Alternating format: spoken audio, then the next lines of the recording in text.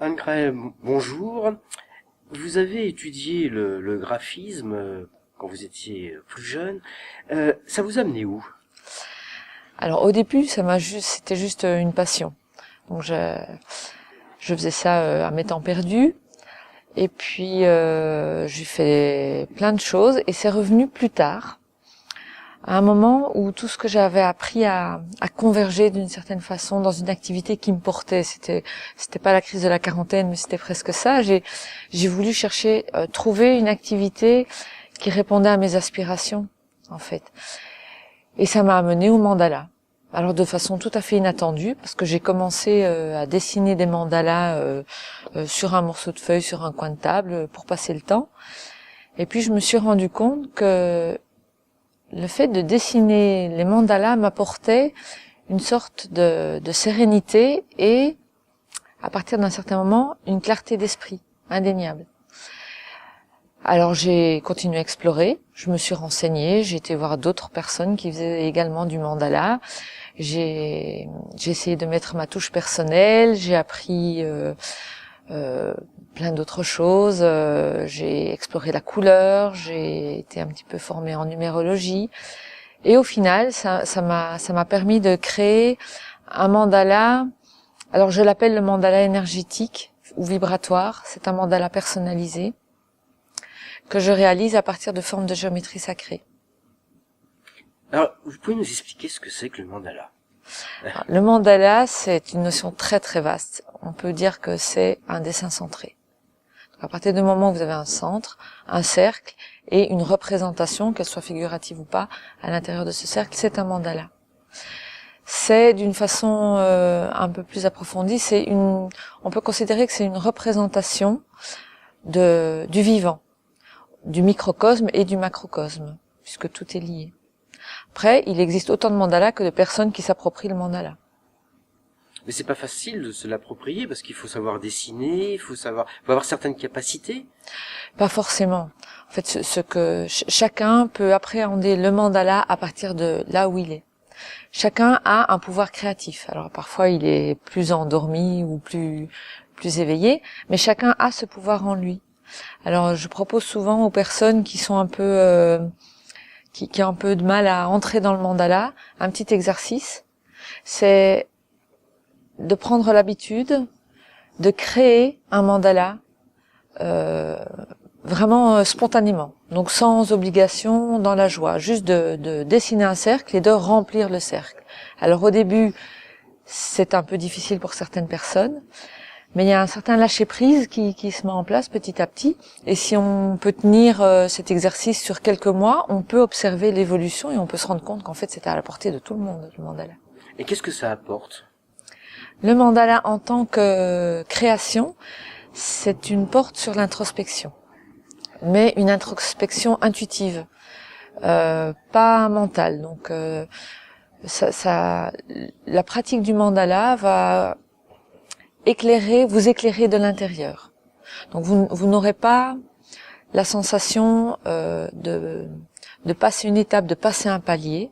C'est vraiment quelque chose qui va se faire très subtilement et à un moment donné, vous vous retournerez en arrière et vous vous rendrez compte que vous avez la confrontation avec la réalité est plus facile pour vous. Vous avez vraiment l'esprit beaucoup plus clair. Alors quels sont les genres de personnes qui vont vers le mandala? Qu'est-ce que ça leur apporte? Ce sont les personnes qui sont en questionnement. En général, au départ, l'intérêt du mandala, il se base sur un questionnement personnel. Donc, des personnes qui ont envie d'un mieux-être, c'est certain, qui ont envie d'une évolution, peut-être d'accélérer un peu leur évolution. Donc, ils viennent aussi pour se recentrer. Ça, c'est aussi une demande, le recentrage. Alors, les mandalas que je propose, les mandalas vibratoires, permettent de réharmoniser l'énergie. Donc, les personnes qui s'adressent à moi sont aussi des personnes qui vivent des périodes un peu troublées et qui ont besoin d'ancrage, par exemple. Alors que c'est quelque chose que on fait sur la continuité, ou est-ce que c'est du coup par coup? Comment ça fonctionne si on veut effectivement qu'on ait un résultat? Il y a aucune obligation. Avec le mandala, il faut oublier tous les il faut, je dois. c'est vraiment un outil qu'on va utiliser en fonction du besoin du moment. Donc il y a des personnes qui vont consacrer un temps plus ou moins long, quelques jours, une semaine, 2 semaines, à la création d'un mandala particulier, qui vont se nourrir de la vibration de ce mandala et qui vont pouvoir repartir pour plusieurs mois. D'autres personnes ont besoin de pratiquer le mandala, par exemple, de façon hebdomadaire, et vraiment sur le long terme. Il y a certaines personnes qui l'utilisent comme comme support de méditation. Donc il y a vraiment, le mandala il n'y a pas de contrainte avec le mandala. C'est vraiment très très ouvert. Mais il faut combien de temps pour obtenir quelque chose, simplement dans sa création? Alors, le travail que je fais avec les personnes qui veulent réaliser leur mandala, en général, je leur propose une dizaine de séances de 2 heures pour créer leur mandala personnalisé, le temps de réveiller la créativité, d'entrer dans le mandala et de le créer. Alors, quand il est en train de se préparer, vous observez des choses particulières par rapport à ce que la personne exprime? Ah oui, c'est vraiment très intéressant. Donc moi, j'accompagne les personnes. Je ne donne pas de directives. Je suis juste là pour soutenir le processus de création.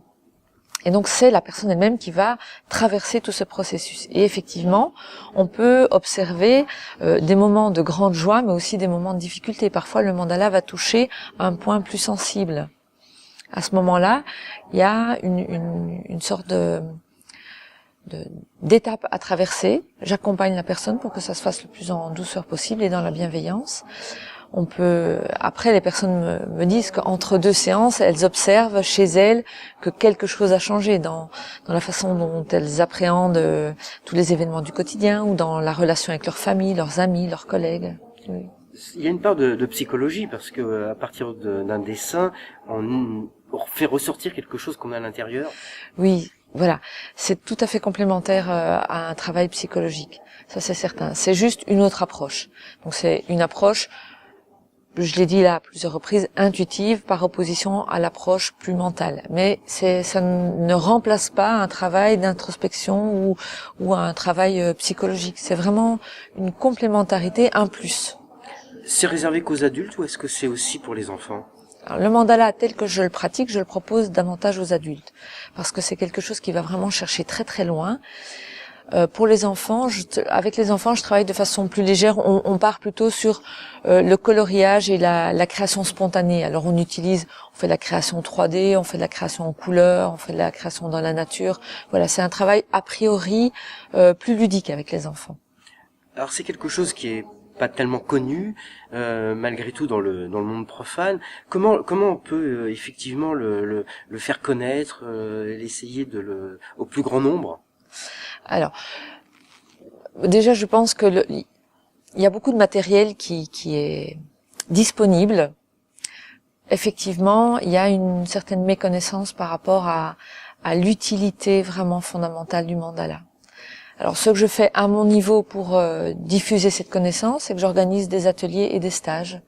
Donc, je suis dans la région d'Avignon et je propose alors différentes thématiques en fonction de la demande des participants.